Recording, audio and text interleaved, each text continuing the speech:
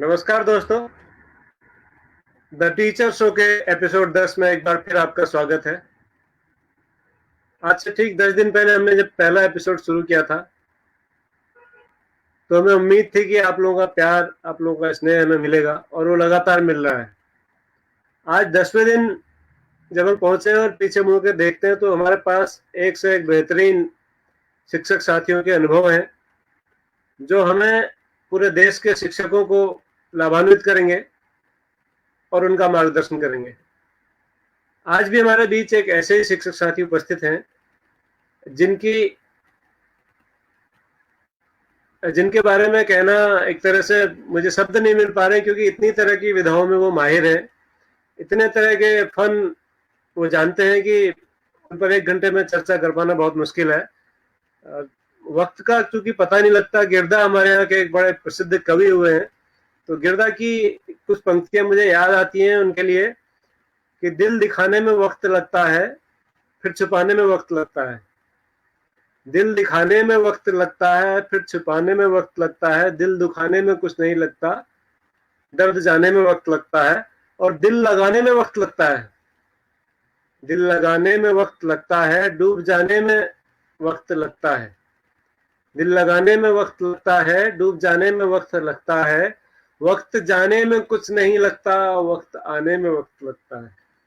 तो ये वक्त आने में बहुत वक्त लगा है। आज हमारे बीच इस वक्त के साथ आए हैं श्री नीरज नैथानी जी। नीरज सर, आपका बहुत बहुत स्वागत है हमारे कार्यक्रम द टीचर शो में। धन्यवाद सर। और हमारे साथ रोज की तरह मुंडनेश्वर से लाइव है श्री मुकेश प्रसाद दोगड़ा जी। नैथानी जी नमस्कार। नैथानी जी नमस्कार, कैसे हैं आप? बढ़िया, आप कैसे हैं? बढ़िया हूँ। बहुत दिनों बाद मुलाकात हो रही है। श्रीनगर में मिले थे 5-6 साल पहले, 4-5 साल पहले। जी जी जी। तो बहुत बहुत स्वागत है आप दोनों ही महानुभावों का। और जैसा कि मैंने नैथानी जी के बारे में कहा, नैथानी जी एक बहुत अच्छे शिक्षक होने के साथ साथ बहुत अच्छे कवि, बहुत अच्छे नाटककार, कहानीकार, यात्री, लेखक और पता नहीं कौन कौन सी विधाओं के माहिर हैं। आज हम जानेंगे उनको।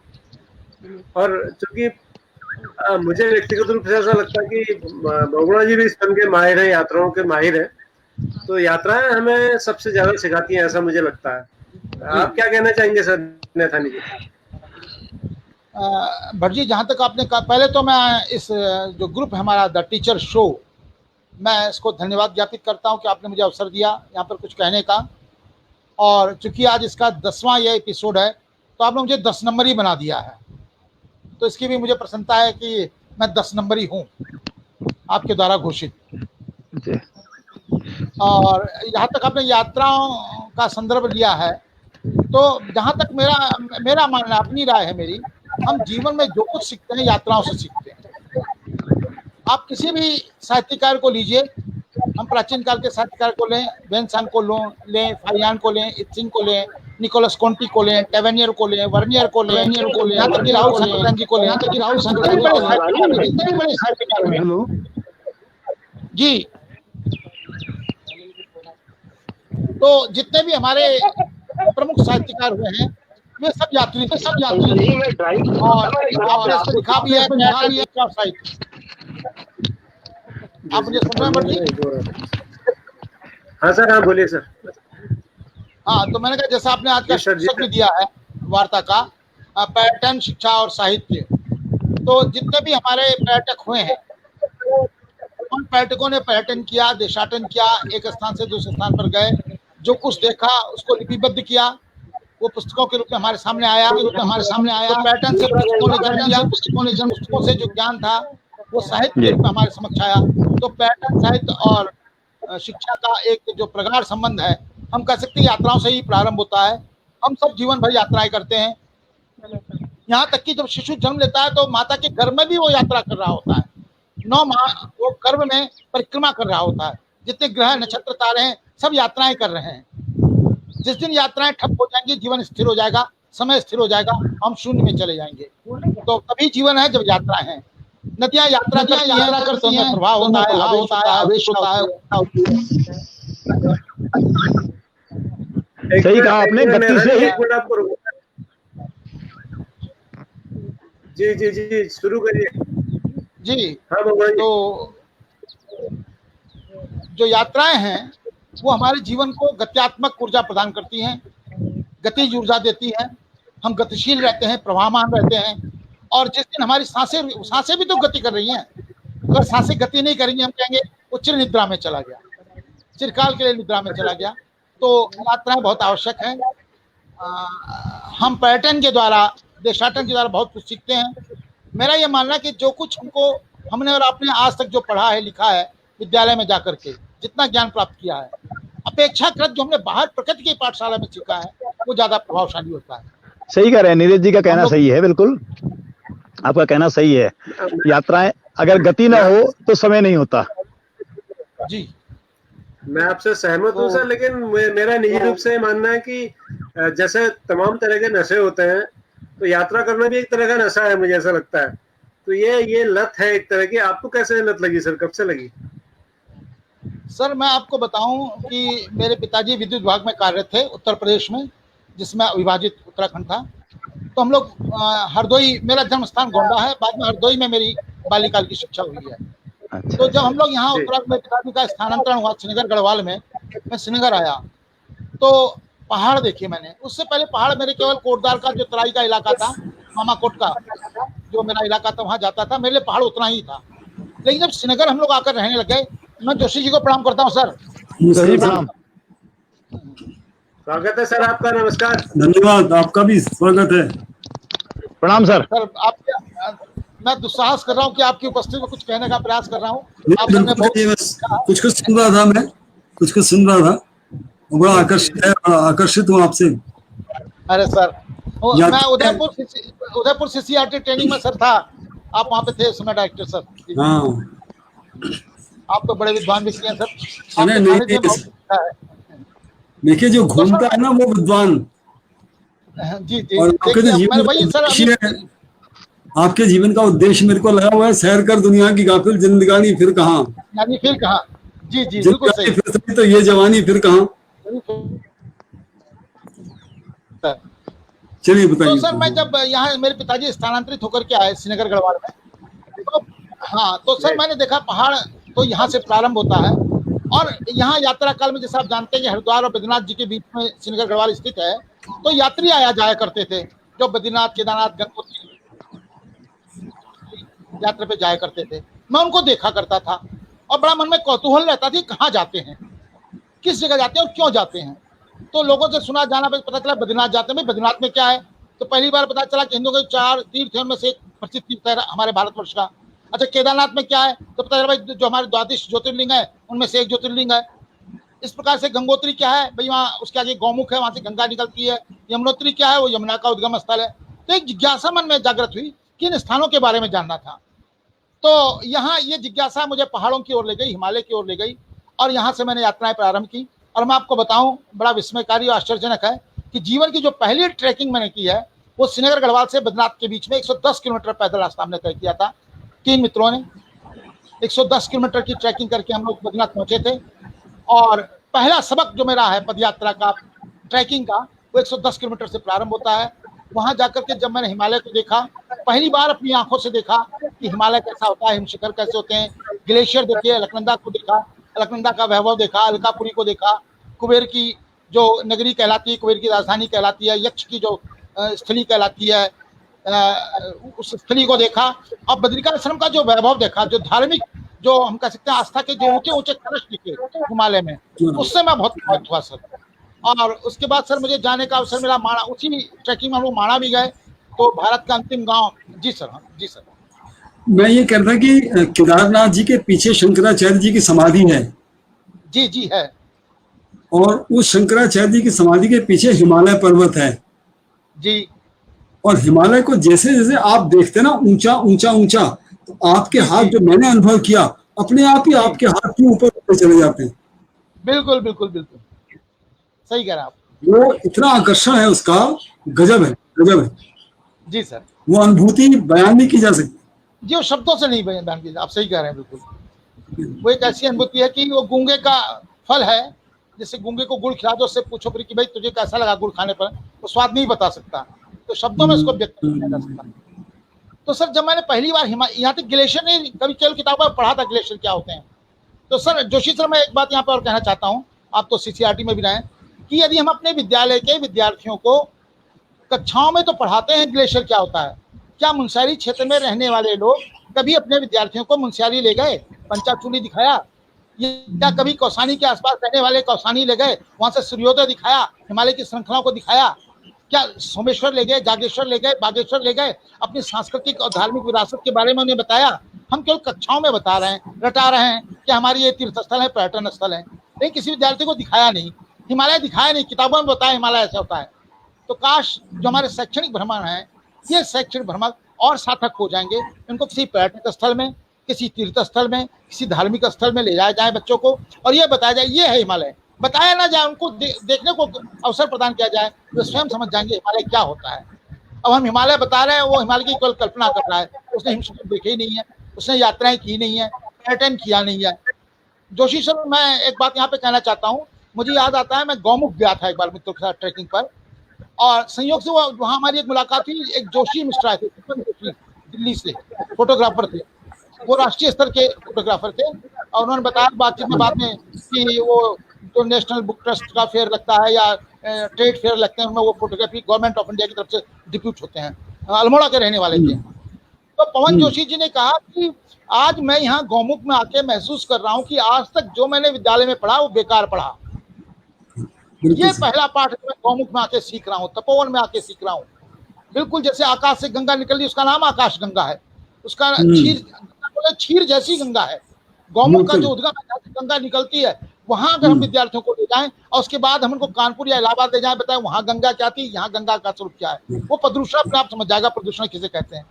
अब हम किताब में तो प्रदूषण बता रहे हैं कि नदियां प्रदूषित हो रही हैं, हम उसको बता रहे हैं नदी का जल गंदा हो गया है, लेकिन उसने तो या तो उसने गंदा जल देखा है, प्रदूषित जल देखा है, स्वच्छ जल नहीं देखा, या स्वच्छ जल देखा है, प्रदूषित जल नहीं देखा है। तो नदी क्यों प्रदूषित हो रही है वो समझ ही नहीं पा रहा है। तो हमको ये कक्षाएं प्रकृति के पास जाकर के खुले आकाश के नीचे जो कक्षा है वहां ले जाना पड़ेगा। जो टैगोर जी का दर्शन था शांति निकेतन वाला, वो दर्शन हमको यहाँ अपनाना पड़ेगा, तब मैं समझ सकता हूँ ये पर्यटन जो है सार्थक होगा और शिक्षा को ये एक न्यू एजुकेशन पॉलिसी में कुछ इसका अंश रखा गया है, लेकिन मुझे डर अब ये है कि कोरोना महामारी में जो न्यू नॉर्मल बनेंगे ना, न्यू नॉर्मल, वो क्या होंगे और उसका हमारे ऊपर क्या प्रभाव पड़ेगा। ये ऑनलाइन कक्षाएं तो ठीक है, अभी बहुत अच्छा लग रहा है, लेकिन कितनी देर तक आंखों की रोशनी, कितनी देर तक टेक्नोलॉजी, कितनी देर तक करंट, ये सब चीजें होंगी। बहुत अच्छा है, होना ऐसे ही चाहिए, होना ऐसे ही चाहिए। जी जी जी।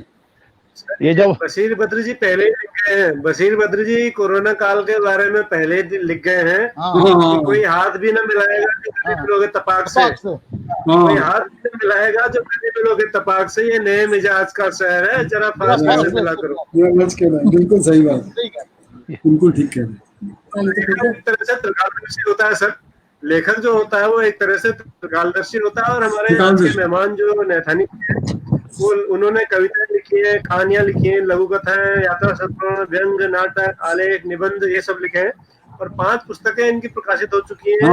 जिसमें से लघु कथा संग्रह है, हिमालय पथ पर एक पथारोहण संस्मरण है, लंदन से लेस्टर यात्रा संस्मरण है, हिम प्रभा काव्य संग्रह है, विविधा काव्य संग्रह है, और विविधा मेरा चैनल भी है सर, यूट्यूब चैनल इत्तेफाक से, और प्रकाशनाधीन है इनके थाईलैंड से लौटकर एक यात्रा संस्मरण है।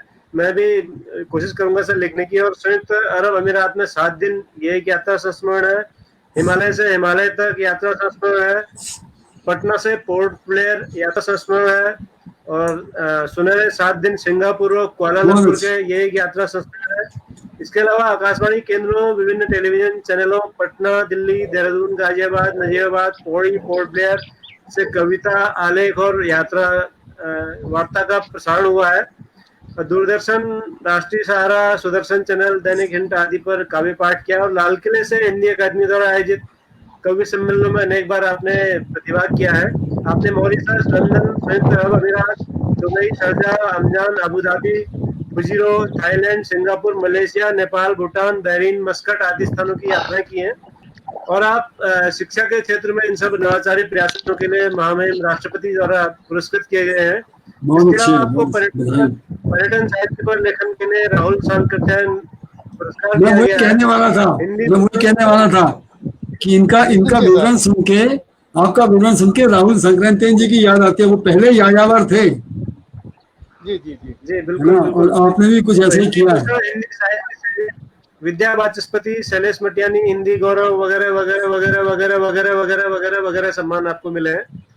वो उन्होंने मुझे उतने लिखे भी नहीं और मैं पढ़ भी नहीं पाता क्योंकि समय की हमारा सीमा है। तो सौभाग्य है सर यार, इसको अब अरे अब सर देखिए, मैं समझ नहीं आ- पा आ- अब हमारा देखिए सौभाग्य।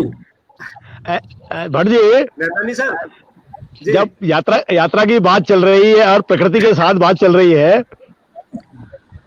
जी जी। तो देखिए आप 3 आदमी कमरे में बंद हैं, प्रकृति के साथ तो अकेला मैं खड़ा हूँ। अरे आप मुंशी बाबा हैं, आप तो कहीं पहुंच जाएं। और बाबा की जब महिमा है। हिमालय की जब बात चली तो कराकोरम से लेकर के उधर जम्मू कश्मीर में कराकोरम से लेके सियाचिन से लेकर के और आपके इधर हिमाचल का, नेपाल का, भूटान का, सिक्किम का, अरुणाचल, इधर आसाम तक का हिमालय क्षेत्र मैंने काफी घूम रखा है। और जी जी सर आपके अनुभव को एक दिन सुनेंगे बोगड़ा जी, आपके अनुभव हाँ को हाँ, बहुत विस्तार से सुनेंगे। नैथानी जी को सुनते हैं। हाँ। अच्छा अच्छा अच्छा, हाँ हाँ, मैं भूल गया था, मैं मुझे लग रहा कि मेरा इंटरव्यू चल रहा अरे नहीं, अरे है। नहीं, नहीं नहीं।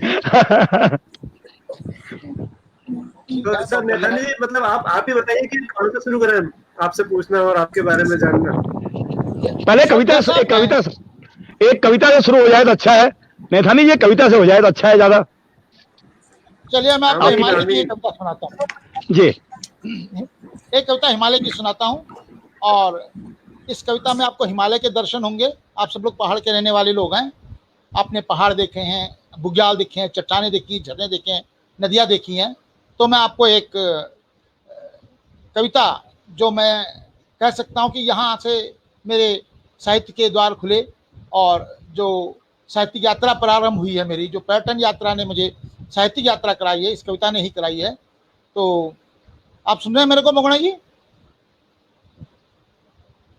आप बोलिए सर, आप मोगना जी, आप बोलिए सुन सर, रहे हैं मेरे को? हम सब सुन रहे हैं सर। आप बोलिए, अगर कोई प्रॉब्लम होगी तो हम आपको स्वयं बताएंगे आके। ठीक सर, ठीक है सर। तो सर इस कविता का नाम है चट्टान। चट्टान से बातचीत। आप देखिएगा इस कविता को। क्या तुमने कभी किसी चट्टान से बात की है? क्या तुमने कभी किसी चट्टान से बात की है? शायद नहीं। गौर से देखो, दूर किसी पहाड़ी झरने के पास यहाँ चट्टानें बात करती हैं। क्या तुमने कभी किसी चट्टान से बात की है? शायद नहीं।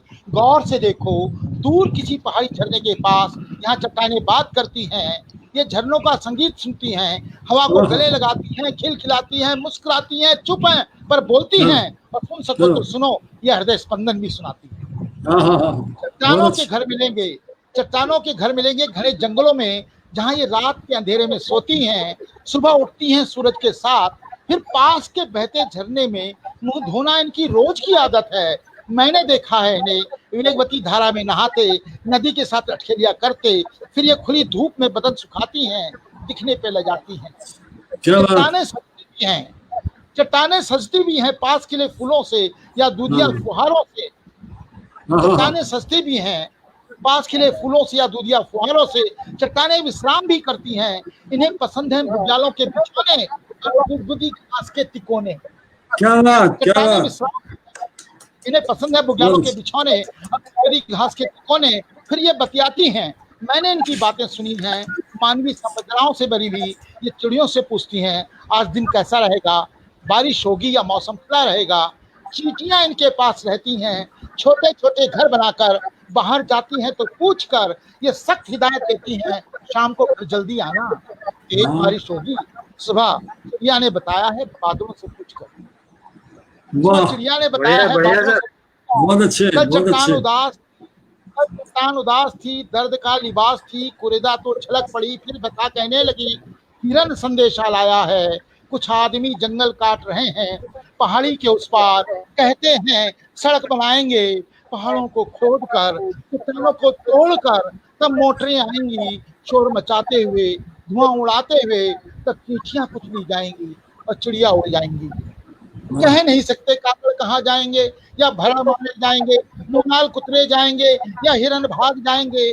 कपलास की तैयारी है, खरगोश का दिल भारी है, जहाँ ना पहुंच सके हाथी, उस जगह की वाह। तलाश जारी है। सावधान वाह। जंगल जड़ी हो, निर्माण निरंतर जारी है, निर्माण वाह। निरंतर जारी है। क्या निर्माण बात है, निरंतर- क्या बात है। मेरे को परसों जुगरान साहब आए थे, जुगरान साहब जी ने सर। वही संवेदनशीलता की बात की थी जो आपकी जी, कविता जी। में छलक रही है, खूब सराबोर है जी, संवेदनशीलताओं से। बहुत अच्छी, बहुत सुंदर, मुझे जी सर, आनंद आया। हम लोग सर, राकेश जुमान जी, मैं और हमारे मित्र हैं जयकृष्ण फैमिली, राजेश जैन, हमारा एक ग्रुप है सर। हम लोग जाते रहते हैं और हमने एक अच्छा। संस्था हिटो करके बनाई है, Himalayan environmental awareness and trekking organisation. और हिटो तो ओके। अंग्रेजी में हो गया, हिटो अपना गढ़वाली पहाड़ी भी हो गया, उत्तराखंड हिटो में हो गया। हिटो हिटो तो हिटो हिटो जी, जी हाँ, हिटो। तो हम हिटो। लोग सर ट्रैकिंग पर जाते रहते हैं, हिमालय में जाते बहुत रहते अच्छे, हैं, बहुत अच्छे। और वहाँ मैं जाकर भी के कभी हमने, कभी सम्मिलित होना चाहूंगा उसमें, जी, जी। तो हालांकि एज हो रही है लेकिन फिर भी नहीं, अरे आप सर क्या लोग, बात है, एज तो सर माइंड आप गेम लोगों है, को पता है, आप माइंड किसी गेम है ने, बस, अरे मैं क्या, मैं नंबर खैर गेम है बस, माइंड बिल्कुल गेम है। बिल्कुल। और हम सब वाह। तुम नौजवान अच्छा, लड़की को, बहुत अच्छी, बहुत अच्छी, हम लोग बहुत सुंदर, नौजवान हैं, और हमारे कविता में जनरल मजा आ साहब, गया। धन्यवाद सर। हाँ। और ये मेरा, यहाँ से मैं कह सकता हूँ सर कि इस कविता ने मेरे को राष्ट्रीय स्तर पर स्थापित किया। और वाह। पहली बार अरुण जैमिनी जी ने, मुझे, जो हरियाणा के रहने वाले हैं, उन्होंने इस कविता को सुना, और फिर उन्होंने सुरेंद्र शर्मा जी से, जो हास्य सम्राट हैं, सम्राट, उन्होंने कहा कि चाचा इस बेटे की इस कविता को सुनिए, ये बहुत सुंदर कविता है। और उन्होंने इस कविता को सुना, सुनते ही कहा कि नीरज तुम अगली बार लाल किले में आके काव्य पाठ करोगे।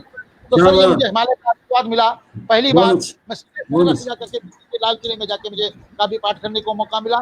और जब मैं दिल्ली गया सर, तो उसी कवि सम्मेलन में वहां जाके अन्य कवि से मिला, तो वहां उन्होंने कहा भाई मॉरिशस में अंतर्राष्ट्रीय हिंदी सम्मेलन हो रहा है, वहां चलोगे? तो ये मिले हाँ। तो बड़ा आश्चर्य। मैंने कहा हिमालय तो प्रसाद को प्रसाद दिया जा रहा है, मैंने क्यों नहीं, जरूर चलेंगे सर। तो फिर तुरंत आनंद फानंद में हम लोगों ने वीजा पासपोर्ट बनवाया, और फिर हम लोग मॉरिशस भी गए।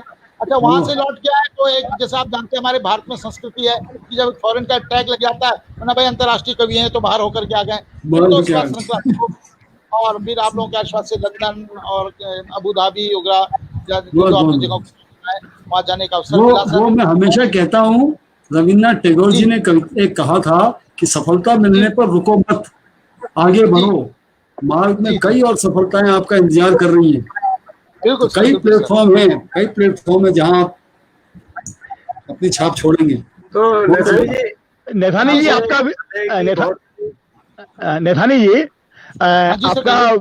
आपका विषय क्या है, क्या विषय पढ़ाते थे आप, पढ़ाते हैं मतलब?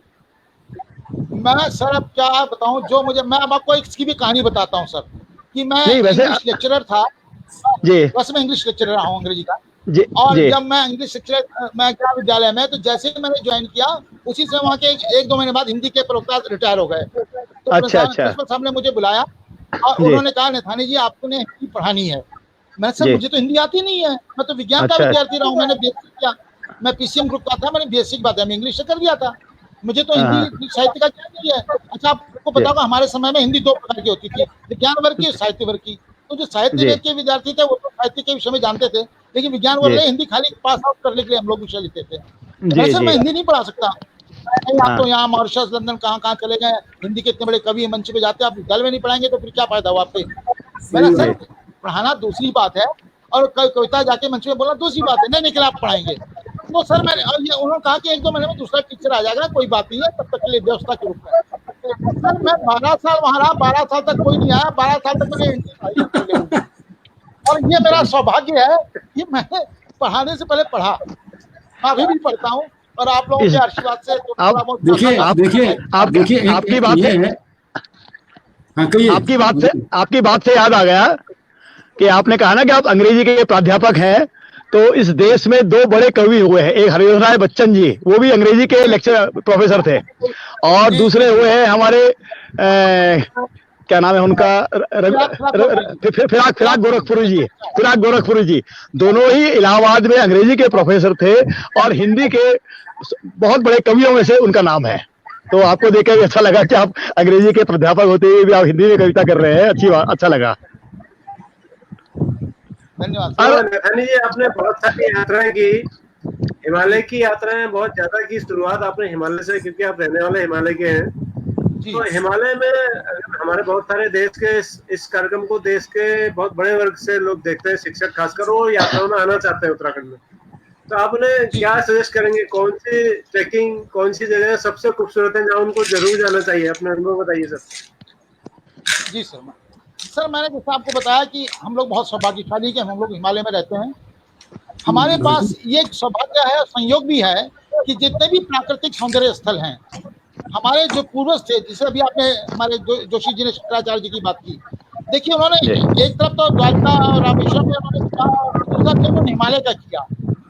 हिमालय में बिल्कुल हिमालय की पादस्थली में जाके बद्रिकाश्रम में, केदारनाथ जी में उन्होंने वहाँ पे हमारे तीर्थस्थल को स्थापित किया, और उसका उद्देश्य यह था कि हमारे शेष भारत के लोग यहाँ आएंगे, इन स्थलों को देखेंगे, और जब भौगोलिक के साथ में जो प्राकृतिक सौंदर्य है उसका परिचय होगा, साथ में जो हमारी सांस्कृतिक विरासत भी है। तो मैं कह सकता हूँ कि यदि हमको यहाँ से प्रारंभ करना है, तो यदि यहाँ आने वाला पर्यटक यदि पहले गौमुख जाता है, तो गौमुख जाने पर जो प्राकृतिक सौंदर्य तो देखाएगा ही, क्योंकि गंगोत्री ग्लेशियर है, भागीरथी 1-2-3 उच्च हिम शिखर है, वहां से गंगा बहती आ रही है, लेकिन गौमुख और गंगा के प्रति उसकी श्रद्धा का भाव जो उत्पन्न होगा। जो शाम को यदि गंगा आरती देखता है, गंगोत्री बड़ी अद्भुत आरती होती है गंगोत्री में, वहां गंगा को बहते हुए देखता है, वहां पे बेबी शिवलिंग को देखेगा, सुदर्शन को देखेगा, ये तमाम सारे जोगिन फर्स्ट सेकंड पीक को देखेगा, थलाई सागर पीक को देखेगा, तो हमारे प्राकृतिक सौंदर्य से जुड़ेगा, धार्मिक भावना उसकी सुदृढ़ होगी, आस्था उसकी प्रबल होगी। यदि वो केदारनाथ आता है, उसको पता चलेगा सौराष्ट्र सोमनाथम चा श्रीशैले मल्लिकार्जुनम उज्जैनाम महाकालम ओंकारम अमलेशम परलाम वैद्यनाथम चा डाकिन्याम भीमशंकरम सेत बंधुरामेशम नागेशम द्वारकावणी वनाशांतिशम त्रमकम गौमित्रते हिमालय केदारम घुष्मशम चा शिवालय। उसको लगेगा जो द्वादश ज्योतिर्लिंग की कल्पना की गई, एक ज्योतिर्लिंग हमारा केदारनाथ में है, तो यहाँ आकर वो द्वादश ज्योतिर्लिंग में से जो प्रसिद्ध लिंग है उसके दर्शन भी करेगा, केदारनाथ जी में आएगा। फिर जब वो यहाँ आएगा तो उसको पता चलेगा नहीं केदारनाथ एक नहीं है, 5 हैं, 5 केदार हैं, तो तुंगनाथ भी जाएगा, रुद्रनाथ भी जाएगा, कल्पेश्वर भी जाएगा, वो मधमेश्वर भी जाएगा। जब 5 केदार जाएगा पता चला भाई उसको सोमेश्वर भी जाना है, उसको बागेश्वर भी जाना है, उसको जागेश्वर भी जाना है, और वो हमारे कुमाऊं की तरफ जाएगा, उसको पंचाचूली देखने को मिलेगी, वो मुंसियारी जाएगा, वो कौसानी जाएगा, वो अल्मोड़ा जाएगा, वो नैनीताल जाएगा। तो इस तरीके से मैं कह सकता हूँ कि हमारे उत्तराखंड में जो जितने भी पर्यटक स्थल हैं, जो तीर्थ स्थल हैं, वह आपस में गुथे हुए हैं। जहाँ पे सौंदर्य स्थली है वहीं पे तीर्थों की स्थापना की गई है। तीर्थ नदियों के किनारे बनाए गए हैं, नदियाँ जितनी हिमालय से निकल के आ रही हैं, उनके उद्गम हिमालय में है, वहाँ ग्लेशियर हैं, वहाँ सरोवर हैं, वहाँ ताल हैं, वहाँ झरने हैं, वहाँ बुग्याल हैं। तो यहाँ आने वाला पर्यटक हमारे उत्तराखंड के हिमालय को देख सकेगा, हमारी सांस्कृतिक प्राकृतिक धरोहर को समझ सकेगा, और जमीन से जुड़ने का जो एक एहसास होता है कि ये मेरा भारतवर्ष है। आदरणीय जोशी जी, मैं कहना चाहता हूँ कि इससे पहले मैं जब कभी क्लास में पढ़ाता था JL नेहरू जी का पार्ट वैरायटी ऑफ इंडिया वाला, उस पार्ट को पढ़ाने में और जब आपके CCRT में ट्रेनिंग लेने के बाद, प्रैक्टिकल ट्रेनिंग लेने के बाद, जब 100-125 टीचर्स जो पूरे वहाँ जमा होते हैं, केरल का, आंध्रा का, उड़ीसा का, असम का, मणिपुर का, वहां से लौट के जब क्लास में उस पार्ट को पढ़ाया और जो पहले पढ़ा था, तो दोनों में अंतर था। चीज एक ही थी, वैरायटी ऑफ इंडिया, लेकिन वहां जो CCRT में प्रैक्टिकली महसूस किया कि मेरे साथ केरल का लड़का टीचर भी रह रहा है, प्रशिक्षण दे रहा है, वहाँ पे उड़ीसा का भी रह रहा है, महाराष्ट्र का भी रह रहा है, आंध्रा का भी रह रहा है, मैं उनके साथ रह के आ रहा हूँ 20-25 दिन, लौट के विद्यालय में आता हूँ, तो वो जो भाव निकल के आते हैं। मैं एक और उदाहरण छोटा सा दूंगा कि मुझे लंदन जाने का मौका मिला, और स्ट्रैटफोर्ड, लंदन में, इंग्लैंड में 4 स्ट्रैटफोर्ड है सर, लेकिन जहाँ शेक्सपियर हुआ उसको स्ट्रैटफोर्ड ऑन एवन कहते हैं, जहाँ एवन नदी बहती है। तो स्ट्रैटफोर्ड ऑन एवन में जाने का मौका मिला। जब वहां मैं गया, शेक्सपियर का घर देखा, उनकी किताबें, पांडुलिपियां देखी, चित्र देखे, और लौट के जब आया, तब आकर मैंने जो पढ़ाया शेक्सपियर, उसको पढ़ाने में जो पहले पढ़ाता था शेक्सपियर, उसमें जमीन आसमान का अंतर था। एक उदाहरण और दूंगा आपको कि मुझे लम्ही जाने का मौका मिला, बनारस के पास में मुंशी प्रेमचंद जी के घर में, उनको प्रणाम किया, उनकी जन्मस्थली को देखा। वहां से जब लौट कर आया तो मुंशी प्रेमचंद जी को, जो हिंदी के विद्यार्थी को पढ़ाया, उस मुंशी प्रेमचंद जी को पढ़ाने में और पहले वाले प्रेमचंद जी को पढ़ाने में बिल्कुल अंतर था, बहुत ही अंतर था, क्योंकि मैं उनके खेतों को देख कर आया, मैं उनकी जमीन को देख कर आया, मिट्टी को देख कर आया, उन पेड़ों को देख कर आया जहाँ वो चला करते थे, पगडंडियों को देख करके आया। उसके बाद जो मैंने प्रेमचंद पढ़ाया वो असली प्रेमचंद पढ़ाया, और उससे पहले वाला जो प्रेमचंद पढ़ाया वो किताबों का प्रेमचंद। लेकिन आप ये देखिए कि जो स्कूल है, जो विद्यालय जिसमें प्रेमचंद जी पढ़े, उसके बाहर इतनी अच्छी कोटेशन मेरे को लगी कि शिक्षार्थी आइए और सेवार्थ जाइए। जी जी जी, शिक्षा के लिए स्कूल में आइए और सेवार्थ जाइए, ये कोटेशन उसका लीड सेंटेंस है उनके स्कूल का। दूसरा, जो आपने लंदन की बात की, शेक्सपियर की बात की, मैं सोचता हूँ कि कवि गुमानी कुमाऊं की कवि गुमानी उत्तराखंड के जो है, उनका क्यों नहीं ऐसा म्यूजियम बनाया जा सकता? छोटा सा म्यूजियम, किताबें हो, पिक्चर्स हो, ये हो, वो कितनी अपनी संस्कृति को किस तरह सहेज के रखते हैं। और हमारे पास तो हजारों हजारों साल की संस्कृति है, संस्कार है, उनको हम छोटी छोटी उसमें रखें ताकि पर्यटक यदि जाएं तो वो कहें अच्छा ये एक चीज है, ये भी वहां है, ये भी वहां है। ऐसा होना चाहिए सर, बिल्कुल होना चाहिए सर। जी आपने बहुत अच्छी बात कही। इससे पहले भगवान जी अपनी बात रखे, मैं एक बात आपसे कहना चाहूंगा जो मेरा भी अनुभव रहा है सर, कि हिंदुस्तान, भारतवर्ष जो देश है, एक देश के रूप में इसको विकसित करने में, इसको पुष्पित पल्लवित करने में हमारे जो तीर्थाटन है, धार्मिक पर्यटन है, उसका बहुत बड़ा योगदान रहा है। जैसा आपने जिक्र किया, 4 धाम हमारे हैं, द्वारका, रामेश्वरम, उधर जगन्नाथपुरी, इधर बद्रिकाश्रम। तो अगर ये 4 धाम नहीं होते तो शायद लोग एक दूसरे के स्थानों पर भ्रमण नहीं करते या कम करते।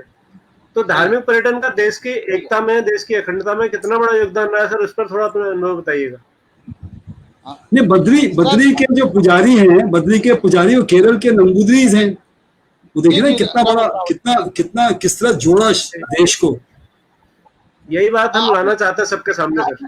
हाँ, आपने जैसा भट्ट जी कहा, तो देखिए मूल में क्या है। जब शंकराचार्य जी, मुझे वहां पे जाने का अवसर प्राप्त हुआ नर्मदा में, तो वहाँ जो ओंकारेश्वर मंदिर है, तो जब वहाँ बताया वहाँ के स्थानीय पुजारियों ने, वहाँ के स्थानीय व्यक्तियों ने, उनसे हमें जानकारी मिली कि शंकराचार्य जी ने सबसे पहले जब भ्रमण प्रारंभ किया, जब ग्रह त्याग दिया था, उन्होंने निकले थे तो यहीं आए थे। पहले नर्मदा का चक्कर, जो ओंकारेश्वर पर्वत है ओंकार की आकार का, उसकी परिक्रमा की नर्मदा की, वहां से उन्होंने संकल्प लिया और वो बद्रीनाथ होते हैं। तो पहला व्यक्ति मैं कह सकता हूँ हमारी 8वीं शती का था जो यात्रा प्रारंभ करता है। और यात्रा के साथ संकल्प केवल यात्रा मात्र का, पर्यटन का नहीं है, देशाटन का नहीं है, आनंद उमंग का नहीं है, शिक्षा का है, धर्म का है, संस्कृति का है। इस उद्देश्य को लेकर चलता है कि जो 6ठी शताब्दी में हमारे यहाँ बौद्ध धर्म में स्थापित हो गया था, मंदिरों को परिवर्तित कर दिया गया था मठों में, वो आकर के शास्त्रार्थ करते हैं और अपने शास्त्रार्थ में तर्क के आधार पर पराजित करते हैं विद्वानों को, और उनको फिर हिंदू पुनर्धर्म की स्थापना करते हैं। और जैसा आपको बोला भी आदरणीय केशव ने कि केदारनाथ जी में केदारनाथ जी की स्थापना की, और बाद में समाधि भी ली, समाधि स्थल बना हुआ है, बद्रिकाश्रम की स्थापना की उन्होंने। और जो बहुत सारे, मैं एक छोटा सा प्रसंग बताना चाहूंगा सर आपको, कि श्रीनगर गढ़वाल में जब हमारे शंकराचार्य जी पहुंचे, जब वो यात्रा में इधर आ रहे थे, बड़ा मार्मिक प्रसंग है, बहुत संक्षेप में बताना चाहूंगा। तो क्या हुआ कि उनको अपने ऊपर मान हो गया। ऐसा हुआ कि एक शिला थी अलकनंदा नदी में, वो शिला प्रतिदिन एक मनुष्य का जीवन लेती थी और वहां पे प्रतिदिन एक शव जलता था। तो जो पहला व्यक्ति आता था जिसकी दृष्टि शिला पे पड़ती थी, वो आकर्षित होता था, विद्युत चुंबकीय तरंगें उसको आकर्षित करती थी और वो देहोत्सर्ग कर लेता था। तो जब शंकराचार्य जी यहाँ पर आए तो लोगों ने सुना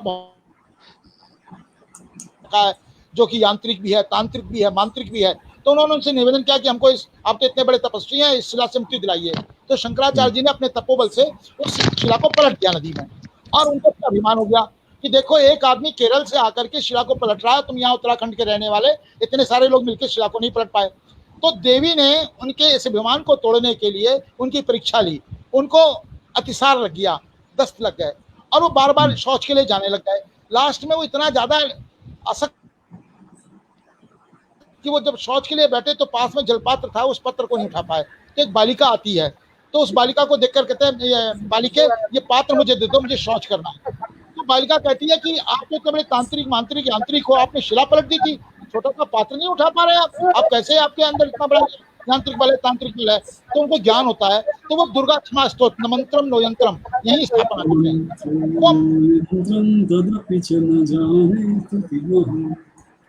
क्या बात। तो नेथानी जी,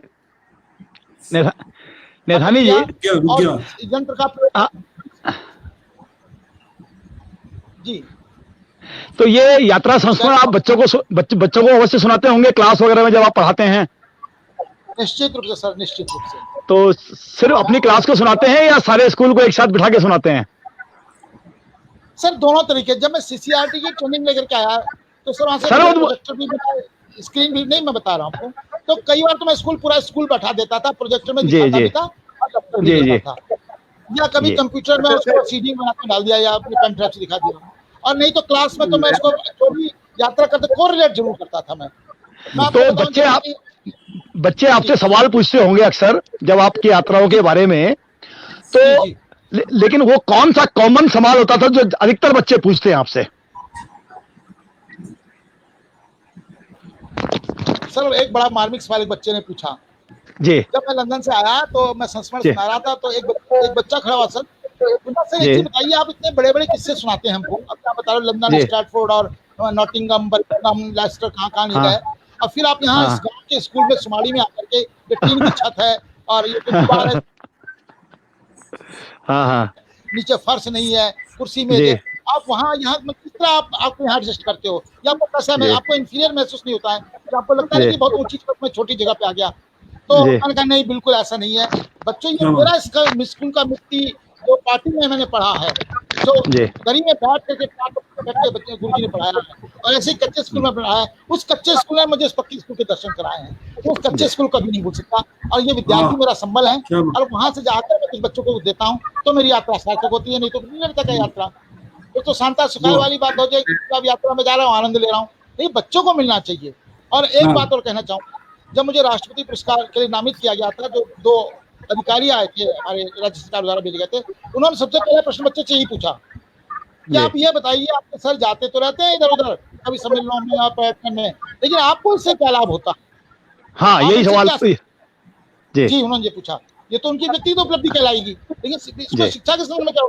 तब उन्होंने बताया बच्चों, मैं तो नहीं बोला, उन्होंने कहा सर जैसे हिंदी में एक पाठ है स्पीति में उन्होंने लिखा है, कृष्ण जी उन्होंने यात्रा संस्मरण है, लेकिन जब मैं स्पीति से लौट कर आया, जब मैंने स्पीति को पढ़ा और बाद में चित्र भी दिखाए, तो एक तरफ स्पीति का पाठ पढ़ा रहा हूँ और एक तरफ उनको मैं कंप्यूटर में दिखा रहा हूँ, पूरा लेह लद्दाख घाटियां दिखा रहा हूँ, तो जो याक दिखा रहा हूँ, वहाँ की नदियां दिखा रहा हूँ, ग्लेशियर दिखा रहा हूँ, तो उनको ज्यादा जीवंत लगा पाठ। अन्यथा तो मैं भी स्पीति को नहीं इतना पढ़ा सकता था, मैं स्पीति को नहीं पढ़ा था जितना किताब में लिखा हुआ था। तो इस प्रकार से देख करके मैं बच्चों के साथ शेयर करता था, और कि मेरे बच्चों ने बहुत अच्छे उत्तर दिए उन अधिकारियों को, और मेरा नाम संस्तुत हुआ मुझे। जी सर। नैथानी सर, आपके हमने बहुत सारे संस्मरण सुने, अभी थोड़ी देर में हम सुनते रहेंगे, अभी हमारे पास समय है, लेकिन एक बात आपसे अनुरोध करना चाहूंगा सर, आपकी जो बोलने की स्पीड है वो सुपरसोनिक विमान के जैसी है। ये तो मेरे से भी तेज बोलते हैं।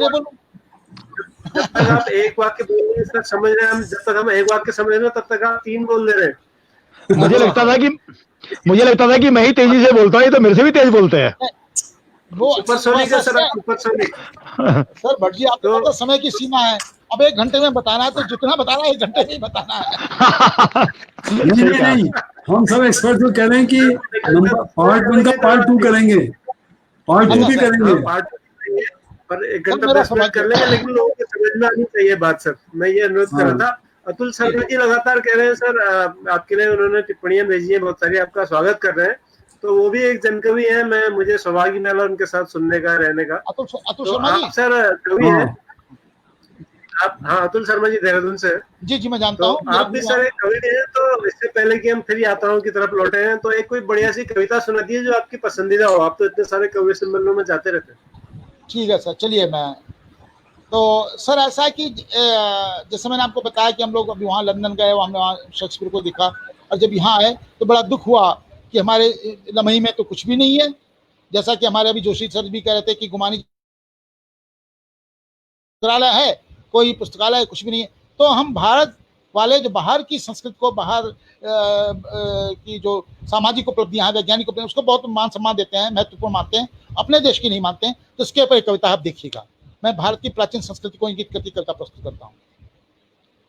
ये गौरवशाली गाथा है उस वैभवशाली भारत की, ये गौरवशाली गाथा है उस वैभवशाली भारत की, खरोष्ट ब्राह्मी लिपि थी जिसकी संस्कृत पाली भाषा थी, कभी धरा में धाग जमी थी नालंदा की शाला की, तक्षशिला भी कह रहा था गौरव गाथा भारत की।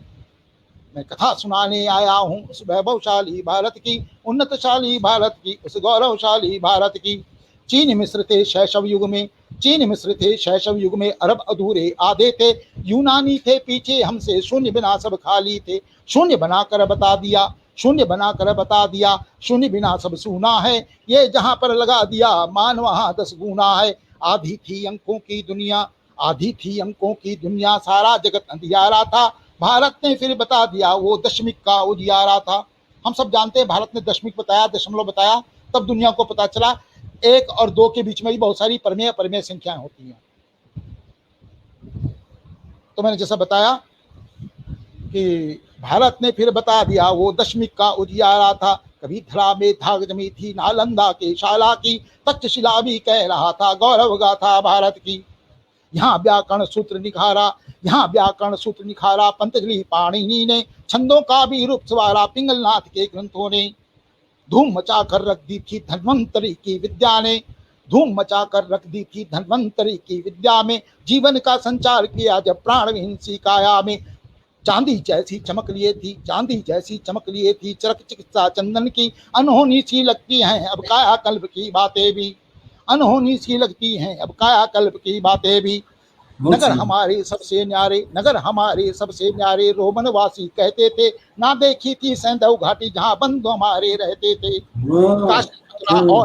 काशी मथुरा और अवंती विजयनगर वैशाली थे, उज्जवल सा उज्जैनी था और मगध भी प्यारा था, और मगध भी प्यारा था। यहाँ बहुरंगी धारा बहती, हलबिट और बादावी में इतिहास अभी भी जिंदा है विजयनगर अवशेषों में। सारनाथ में शिला खड़ी है गौतम के उपदेशों की,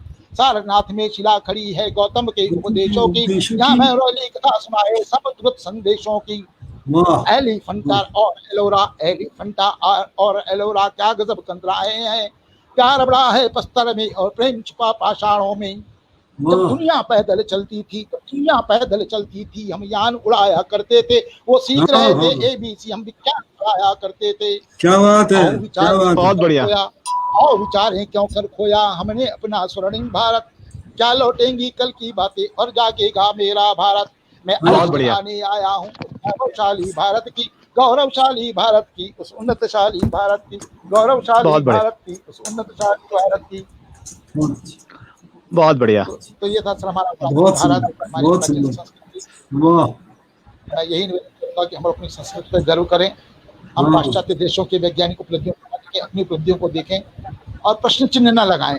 प्रायः देखा गया है हमारे भारतवासी अपनी उपलब्धियों पर प्रश्न लगाते हैं, वो इस बात को स्वीकार नहीं करते कि आर्यभट्ट ने शून्य का आविष्कार किया है, कोई स्वीकार नहीं करते कि हमारे पास पानी की पढ़ाई जाती थी तक्षशिला में, इस बात को स्वीकार नहीं करते कि नालंदा का विश्वविद्यालय जहाँ के शीलभद्र जैसे कुलपति हुए हैं और जिसके पुस्तकालय को आक्रांत जला दिया था 6 माह तक चलता रहा, कितना वहाँ अक्षय भंडार होगा पुस्तकों का।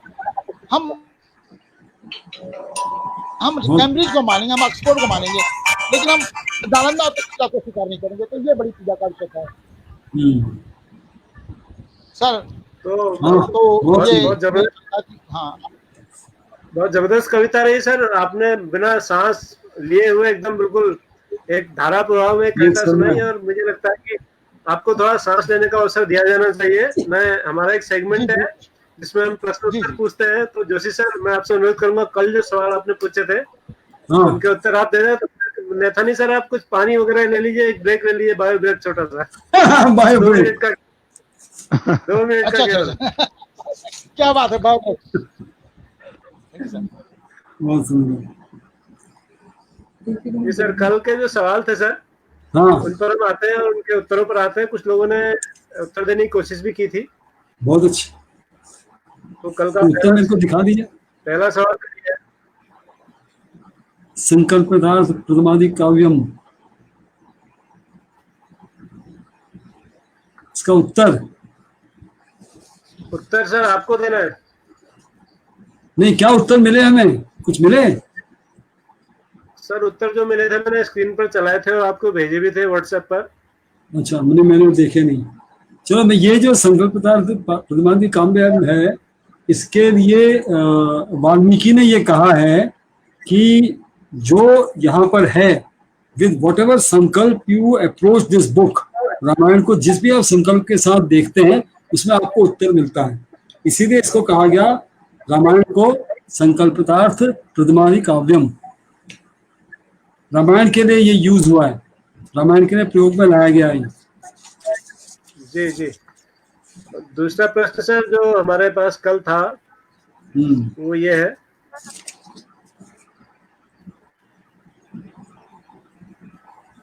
ये यदि हस्ती चुका, ये वेदव्यास जी ने महाभारत के लिए प्रयोग किया कि जो इस कथा में है, जो संसार में है, जो इस कथा में है, वो संसार में जो इस कथा में नहीं है वो कहीं नहीं है। आपको सारी इमोशन, सारी चीजें जो है वो इस महाभारत की कथा में मिलेंगी। इसीलिए उन्होंने कहा यदि हस्ती, जो कुछ यहाँ पर है, तदेंत्र जन्ने हस्ती न कुत्रचित, वो कहीं नहीं है। तो ये एक पहला वाला उसके लिए कहा गया और दूसरा वाला महाभारत के लिए यूज हुआ। पद्म, महापद्म, खंड, शंख, मकर, ये किसी ने उत्तर दिया नहीं। और मुझे बड़ा आश्चर्य ये है भट्ट जी कि उत्तराखंड में इतने सारे टीचर्स जो हैं, सीसीआईटी ट्रेन टीचर होने के बाद हमसे कई सारे टीचर जुड़े, लेकिन वो उत्तर नहीं देते हैं। एक सर सरिता बिष्ट मैडम ने कुछ सवालों का जवाब दिए थे, मैंने आपको व्हाट्सएप पर भेजे थे। हाँ, वो नहीं, वो उसमें ये उत्तर नहीं था, उन्होंने इसको मैथमेटिक्स से जोड़ा। लेकिन ये जो है हम सब जानते हैं कि सुंदरकांड में जब वहां पहुंचे हनुमान लाला जानकी माँ के पास, तो जानकी माँ को पहले तो विश्वास नहीं हुआ, और जब उन्होंने अपना रूप दिखाया, जब बात हुई, जब एस्टेब्लिश हो गया कि राम भक्त है करके, और जब जाने लगे, जो चूड़ामणि दी, उस वक्त उन्होंने, हनुमान जी ने उनसे आशीर्वाद भी मांगा। तो उसमें एक आपको याद होगा कि हनुमान चालीसा में सीता जी का एक आशीर्वाद आता, अष्ट सिद्धि नव निधि के दाता। तो ये 9 निधियां हैं जो हनुमान जी के पास हैं, पद्म, महापद्म, शंख, मकर, कच्छप, मुकुंद, कुंद, नील और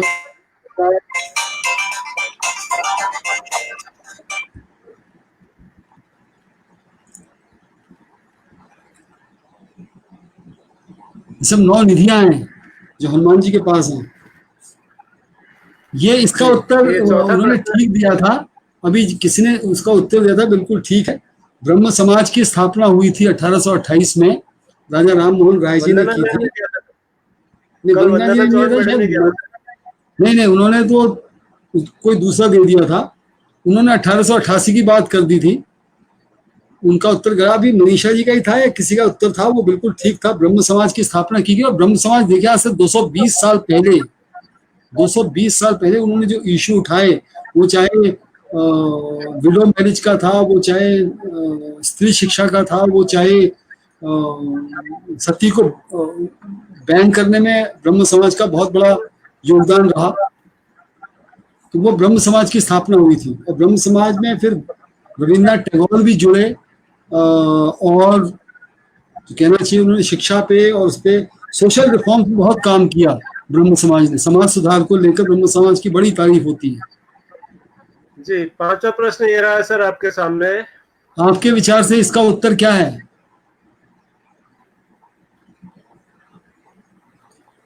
भट्ट जी, आपके विचार से आप गेस करिए, आप ही चलिए गेस करना शुरू करिए। कौन से प्रश्न का उत्तर सर? ये इंद्रद्युम्न, विद्यापति, विश्ववसु।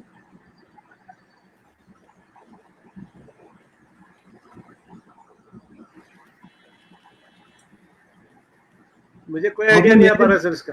आपने मेरा मैसेज पढ़ा नहीं, मैंने उत्तर भेजे थे आपको। ये आज हमारे यहाँ रथ यात्रा, उड़ीसा में जो रथ यात्रा शुरू हुई है नील माधव जी की, वो उससे संबंधित है। और भगवान कृष्ण को जब जारा ने शिकार किया और जब उनका संस्कार हुआ, तो अग्नि ने भगवान कृष्ण का हृदय छोड़ दिया था, बाकी सब भस्म हुआ उसमें। और हृदय जो था वो मिला था आदिवासी लोगों को, उन्होंने जाके उस पे उनको स्थापित किया। इंद्रद्युम्न जो राजा थे उड़ीसा में, उनको इसका पता चला, और उनको पता चलने के बाद उन्होंने विद्यापति को भेजा कि वो ढूंढ के लाओ कि वो कहाँ पर है। और विद्यापति को पता था कि आदिवासी लोग जो हैं वो बहुत बहुत बड़ा उनको गर्व महसूस होता है इस उसको रख के। तो उन्होंने उसको इंद्रद्युम्न को बताया कि इस गुफा में है। इंद्रद्युम्न जो थे वो गुफा के पास आदिवासियों के पास गए, लेकिन आदिवासियों ने दिया नहीं। तो फिर वो विश्ववसु उसमें आते हैं। विश्ववसु को उनको इंद्रद्युम्न को भगवान कृष्ण प्रकट होके कहते हैं कि समुद्र किनारे जाओ और लट्ठा लो, उसमें उनको विष्णु के चिन्ह मिलते हैं। विष्णु के 4 चिन्ह, शंख, चक्र, गदा, पद्म, उस लकड़ी में चिन्हित थे। उनको लेके वो आए और वो फिर उसकी मूर्ति बननी शुरू हुई। और मूर्ति बनने में उसने कहा कि मैं, वो कलाकार ने कहा कि मैं इनको बंद कमरे में मुझे वो दीजिए। वो जब दिया तो उसको काफी दिनों तक तो आवाज आती रही वो बनने की, मूर्तियां बनने की, लेकिन कुछ दिन बाद नहीं आई। तो तुमने वो दरवाजा खुलवा दिया। जैसे ही दरवाजा खुलाया तो वो जो बूढ़ा कारीगर था वो स्वयं विश्वकर्मा जी थे। विश्वकर्मा जी तो ओझल हो गए और वो मूर्ति जितनी बनी थी उतनी उतनी है। तो एक संदेश ये भी है कि ईश्वर ने हमें ये भी दिया है संदेश कि संसार में कोई भी पूर्ण नहीं है। और वो सर ये समय भी हमें संदेश दे रहा है। हाँ? सर समय हमें संदेश दे रहा है कि हम थोड़ा सा कार्यक्रम आगे बढ़ाएं। भट्ट जी एक सवाल है, भट्ट जी नेथानी जी से एक सवाल पूछ रहे हैं। मीना परियाल जी शिक्षिका हैं यहाँ उत्तराखंड में। हाँ। वो सवाल पूछ रही है। नेथानी जी आप मेरी आवाज तो सुन रहे हैं? सर एक मिनट सर, अभी एक मिनट ये सवालों का पूरा कर लें भगुणा जी। हाँ हाँ, अच्छा अच्छा अच्छा जी। हाँ, नहीं ये एक तो पहले मैंने पांचों को उत्तर दे दिया आपको। आपका सवाल पढ़ दीजिए तो स्क्रीन में है। आज का सवाल मैं फिर से दे रहा हूँ। तो आज का सवाल आप पढ़ेंगे सर? आज का सवाल ये है कि पंचशाख और शय किसके नाम हैं? किसको पंचशाख और शय के नाम से जानते हैं? हाँ। और दूसरा प्रश्न ये है कि अपस, पर्जन्य और नद्य ये नद्य है, नद्य सूक्तों में किसकी अभ्यर्थना की गई है, किसकी पूजा की गई है? तीसरा प्रश्न है कि कोमल लोचन जानी जो है अपने किस योगदान की वजह से वंदनीय है? थोड़ा सा उत्तराखंड से बाहर निकले। मैं हिंट दे रहा हूँ कि कोमल लोचन जानी गूगल में नहीं मिलेगा, वो पढ़ना पड़ेगा, किताबों में ढूंढना पड़ेगा, तब उसके उत्तर मिलेगा। चौथा है कि बलूचिस्तान में ये आदिवासी कहाँ रहते हैं जो कि द्रविड़ परिवार की भाषा बोलते हैं? और यही एक कारण है कि ऐसा कहा गया कि जो हड़प्पा के निवासी थे वो द्रविड़ निवासी थे, क्योंकि बलूचिस्तान जैसी जगह में ये जो द्रविड़ परिवार हैं, ये जो वहाँ लोग रहते हैं वो द्रविड़ भाषा बोलते हैं। पांचवा प्रश्न है कि सनिका, सिंधिनी और लाला के नाम से किसे जाना जाता है? ये किसी का वो आया है कि इसके प्रश्न टिप्पणी के रूप में दें। ये कलकत्ता से मनीषा टीकादार जी ने आपके लिए स्नेह भेजा है सर, इस टिप्पणी के रूप में। मैं पढ़ रहा हूँ। इन्होंने ठीक लिखा। मैंने ये कहा था इन्होंने ब्रह्म समाज के, ये कहीं कलकत्ता की हैं। 1828 का उत्तर इनको पता होगा, लेकिन क्वेश्चन नंबर 5 का उत्तर नहीं पता था इनको। Those three names what? I do not know. तो नेथानी जी से एक सवाल, कल से इन प्रश्नों को इंग्लिश में भी लिख देंगे। जी नेथानी जी से एक सवाल है। हमारी एक श्रोता है नेथानी जी, उनका मीना परियाल जी का कहना है। मीना परियाल जी पूछ रही है कि आप अंग्रेजी के अध्यापक हैं, तो उनके दो सवाल हैं कि एक तो ये कि आपने हिंदी में कविता क्यों लिखी, और अगर अंग्रेजी में कविता लिखी है तो वो भी कोई लिखी होगी अंग्रेजी में, तो वो भी बताएं कोई। क्या बात? मैंने लिखी, अंग्रेजी में भी लिखी हैं, लेकिन चूंकि मैं एक सच्चा हिंदुस्तानी हूँ, सच्चा देशभक्त हूँ, राष्ट्रभक्त हूँ, तो मैं खाता तो अंग्रेजी की हूँ चूंकि जीविका का प्रश्न है, लेकिन गाता हिंदी की हूँ क्योंकि राष्ट्रभक्ति का प्रश्न है।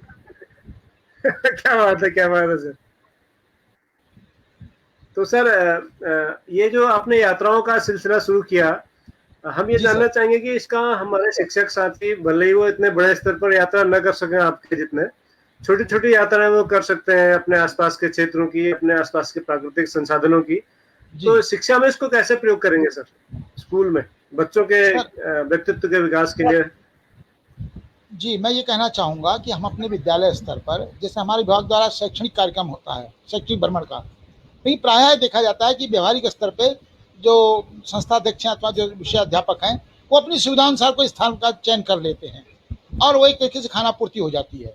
तो ऐसा न हो करके किसी ऐसे स्थान का चयन किया जाए जो व्यवहारिक रूप से और प्रायोगिक रूप से कहना चाहिए और सैद्धांतिक रूप से, शैक्षणिक रूप से बच्चों के लिए, विद्यार्थियों के लाभकारी हो, वहाँ की यात्राएं कराई जाएँ और उसको थोड़ा एक्सटेंड भी कर सकते हैं हम।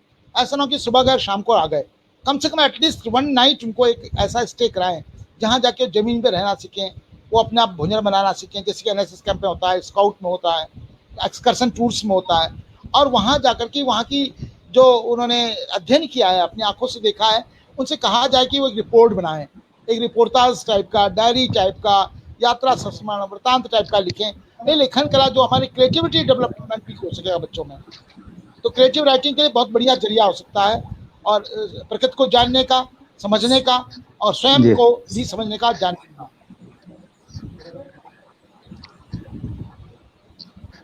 भगवान जी, क्या आप मेरे उत्तर से संतुष्ट हैं? हाँ, आपने बिल्कुल सही कहा, लेकिन इसमें थोड़ा सा एक तकनीकी दिक्कत भी है कि मैं व्यक्तिगत रूप से यहाँ से अपने बच्चों को अल्मोड़ा, मसूरी और बहुत दूर तक ले गया हूँ, उत्तराखंड के 2-3 जगह पे। जी। लेकिन वो ऑफ द रिकॉर्ड, वो मतलब स्कूल की तरफ से कार्यक्रम नहीं थे। जब बच्चों की छुट्टियां होती हैं तो 2-3 दिन के लिए जो बच्चा जाना चाहे, कई बार यहाँ पे क्या होता है ना कि अब मैं सीधा बहुत, टू बी वेरी फ्रैंक, अब यहाँ पर क्या होता है कि 200 रुपए एक बच्चे को तो आते हैं साहब। अब 200 रुपए ऋषिकेश के बच्चे के लिए भी 200 रुपए और मुंशियारी के बच्चे के लिए भी 200 रुपए, जबकि ऋषिकेश के ट्रांसपोर्ट सिस्टम में और मुंशियारी के ट्रांसपोर्ट सिस्टम में जमीन आसमान का अंतर है।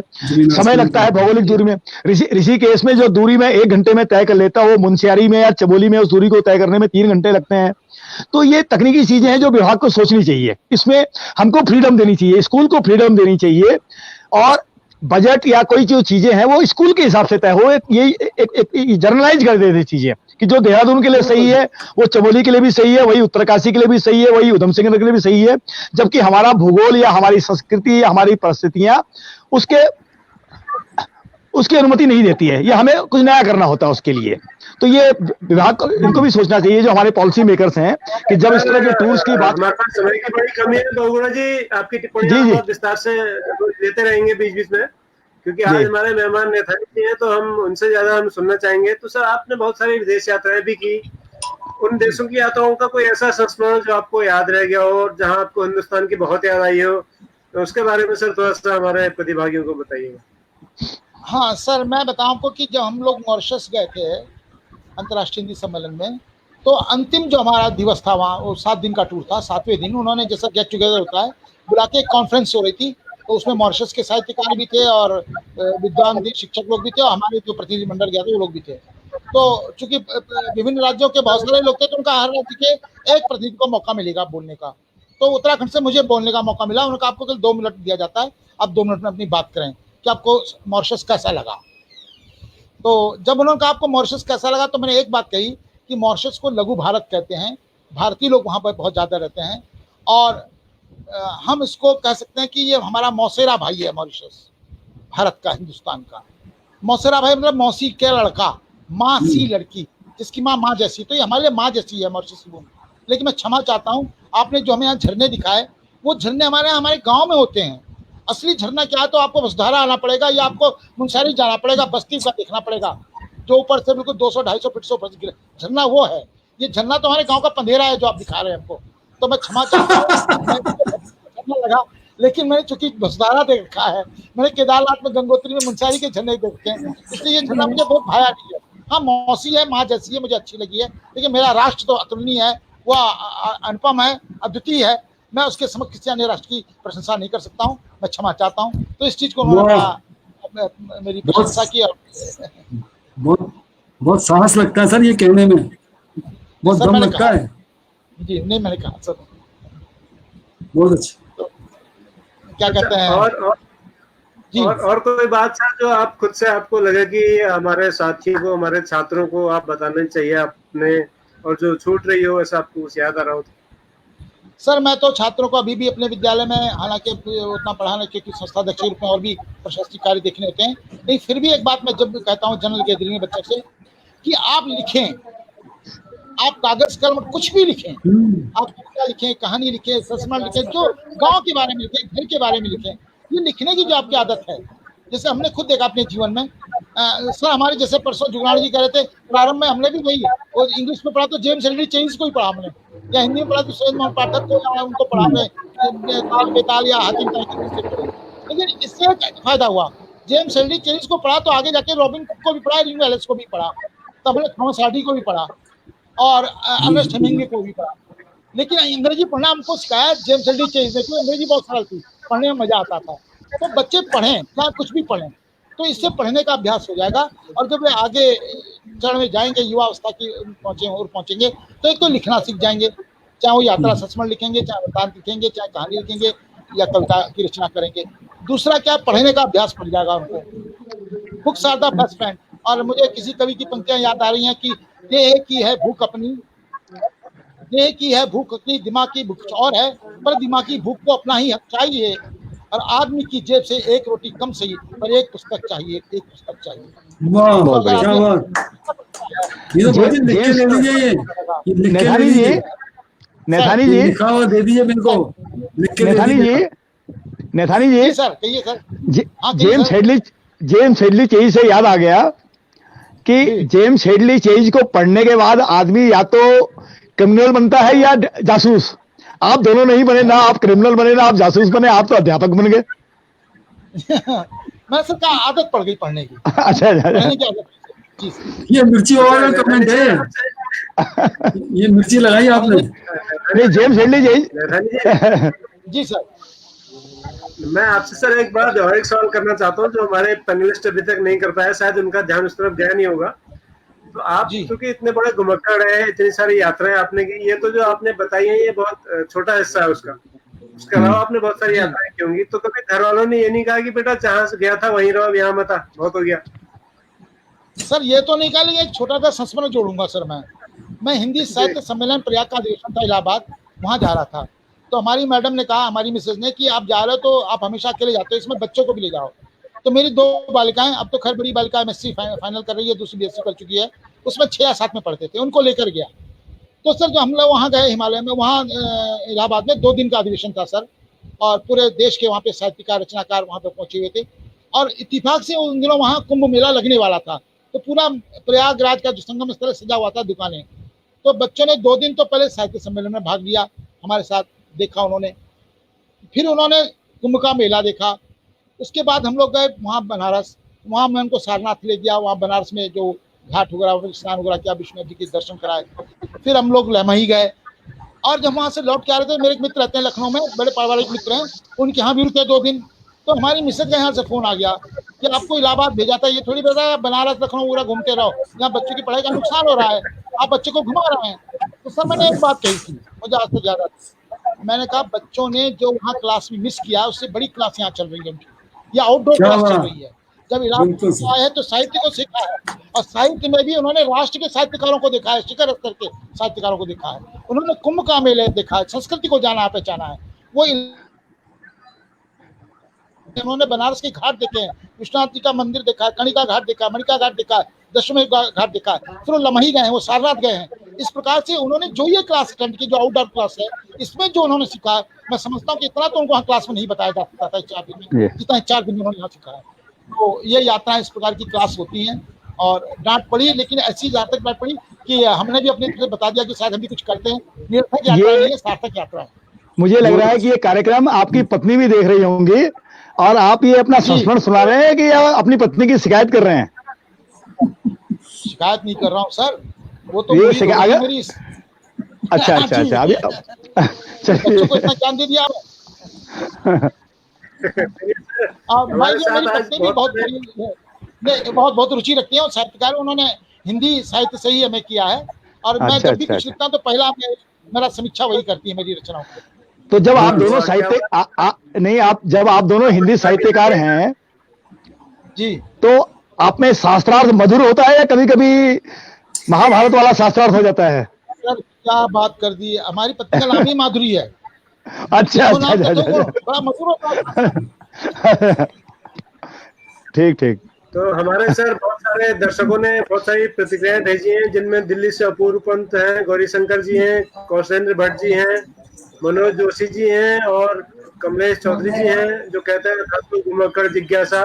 मोहन चौहान जी, सबको नमस्कार दे रहे हैं। दिल्ली से राजेंद्र सिंह कुंवर फरियादी हैं, कमलेश चौधरी हैं, और महाराष्ट्र से सतीश सालुंके हैं, जो 30 जून को हमारे साथ होंगे। राकेश पोखरियाल जी हैं, और फिर जिग्नेश पटेल हैं गुजरात से, सैल तिवारी जी हैं, मनीषा टिकादार जी हैं बंगाल से, जबलपुर से। उसके अलावा और बहुत सारे साथी हैं, प्रदीप जी हैं, मोहन चौहान, कमलकांत पांडे,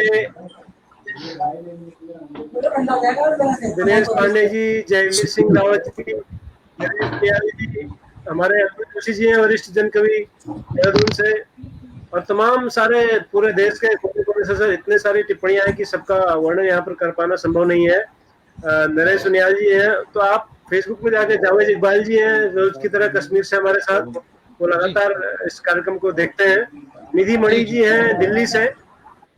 तो ये सब लोग सर आप सबको नमस्कार कर रहे हैं। मुकेश चंद्र नौटियाल जी हैं और इस शो को लगातार देख रहे हैं, और भी बहुत सारे हजारों दर्शक हैं जो रोज इस कार्यक्रम से जुड़ते हैं। तो आज सर हमारे लिए समय की बाध्यता है नेथानी जी, आपसे मिलकर बहुत अच्छा लगा, और आपकी जो सुपरसोनिक स्पीड है उसको समझने के लिए हमारे कार्यक्रम की रिकॉर्डिंग बहुत सारे लोगों को देखनी पड़ेगी, मुझे खुद भी देखनी पड़ेगी।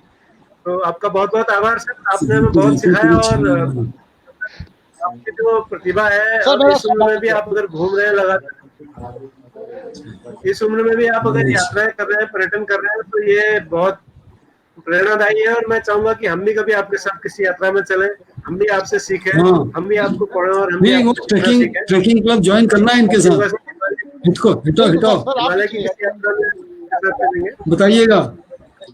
जी जी सर, जी बोगुणा जी के भी अच्छे सफर यात्राओं के हम आने वाले समय में सुनेंगे। एक दिन बोगुणा जी का इंटरव्यू रखेंगे अकेले से, एक दिन बोगुणा जी को बहुत सुनेंगे सर। तो मेरा इंटरव्यू कम से जी मिर्ची बाबा जी कहिए। मेरा इंटरव्यू रखेंगे कम से कम 2 घंटे रहेगा, मैं बहुत लंबी छोड़ता हूँ। नहीं सर बिल्कुल ऐसा है जोशी जी यार, अब मैं आपको एक चीज बताऊं जोशी जी सुन रहे हैं? हाँ जी। अगर आप कहीं चौराहे पे नुक्कड़ पे चल जाए, वहां पे 3-4 आदमी बैठे हैं लंबी छोड़ रहे हैं, तो या तो वो लोग या तो अध्यापक हैं, शिक्षक हैं, या भूतपूर्व फौजी हैं, और मैं दोनों ही हूं।